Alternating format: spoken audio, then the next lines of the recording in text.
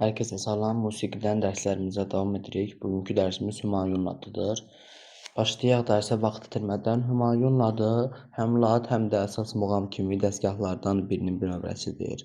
O, digər bütün muğamlarla onu biz müqayisə etsək, həcmcə həm kiçikdir, həm də nisbətən az ifa olunur. Dəstgahdakı şöbələr mayədir, yəni Humayun, şüştə, tərkib, üzzal. İndi bu ladın xarakterindən danışaq, necə təsir göstərir. Üzeyir Hacıbəyli 7 əsas Azərbaycan ladının hər birinin insan ruhuna fərqli təsirini xarakterizə etmişdir. Bütün ladları keçmişik, bu sonuncu lad dərsimizdir. Bu təsnifata görə Humayun ladı dinləyicidə dərin kədər və qəm, qüssə hisslərini oyadır. Deyir ki, lad çox emosional, lirik və eyni zamanda faciəvi bir melodik xarakterə malikdir. Ən qəmgin lad Humayun ladıdır Azərbaycan musiqiçində.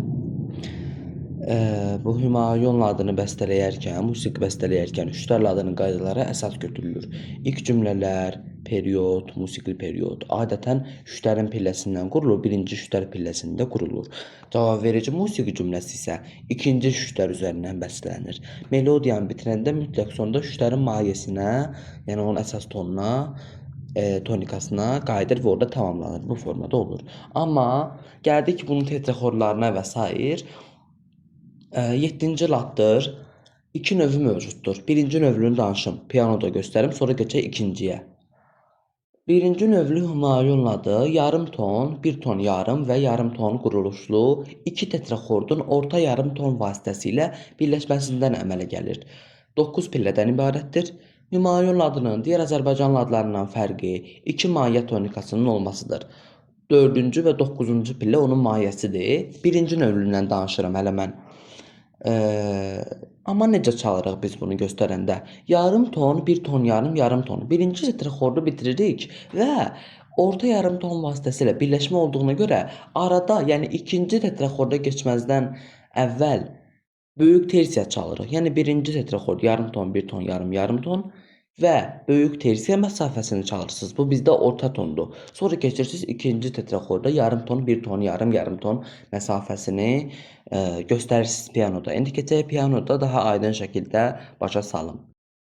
Humayun ladını pianoda göstərək. Humayun ladının dediyim kimi digər ladlardan fərqi ondadır ki, iki dənə mayəsi var. Mayələri 4-cü və 9-cu pillələrdir. Hələ ümumilikdə 9 pillədən ibarətdir. Başlayaq. Mən bunu sizə göstərəcəm sol notundan. Sol notundan yarım ton, bir ton yarım, yarım ton, arada böyük tersiya və yarım ton, bir ton yarım, yarım ton, 2 dənə tetraxorddur. Soldan yarım ton düşür. La bemola. La bemoldan bir ton yarım. Düşür si'ye. Si'den de yarım ton düşür do'ya. Burada birinci tetraxordumuz bitdi və ikinci tetraxorda keçəndə biz do'dan böyük tersiya məsafəsi qururuq. Böyük tersiya neçə tondur? 2 tondur. 2 ton qururuq. 1 ton, 2 ton. Qaldıq harda? Mi notunda. İndi mi'dən yarım ton, 1 ton yarım, yarım ton olan ikinci tetraxordumuzu qururuq. Mi'dən yarım ton fa'ya, fa'dan 1 ton yarım düşür la bemola. La bemoldan da yarım ton düşür la'nın özünə. Yəni ki, burada da ki 4-cü pilləmiz do notu idi. 9-cu pillə də axırıncıdır, mayədir, la notuna düşür. Hələlik dərsimiz bu qədər. Sağ olun, gələn dərslərdə görüşənə qədər izləmədə qalın. İkinci növlü Humayun ladında isə bu Şütər ladına çox bənzəyir. Yəni ki, yarım ton, bir ton, yarım ton quruluşlu, iki əskildilmiş tetraxordun ayrı birləşmə üsulu ilə birləşməsindən yaranır. Ümumilikdə 8 pillədən ibarətdir və tetraxordlar arasında, yəni birinci tetraxorddan ikinci tetraxorda keçən zaman artırılmış kvarta intervalını orada çalacaqsınız və mayəsi də yenə də 2 dənədir. Bu dəfə ikinci və 4-cü pillələr xarakterizə edilir, yəni mayədir. İkinci pillə mayəsi, 4-cü pillə xarakter, ton deyilir. Bugünlük dərsimiz bu qədər. Bu ikinci növlü Humayun adını, yəni özünüz pianoda baxarsınız. Si notundan başlayarsınız, o formada qurarsınız. Bugünkü dərsimiz bu qədər. Sağ olun, gələn dərslərdə görüşənə qədər izləmədə qalın.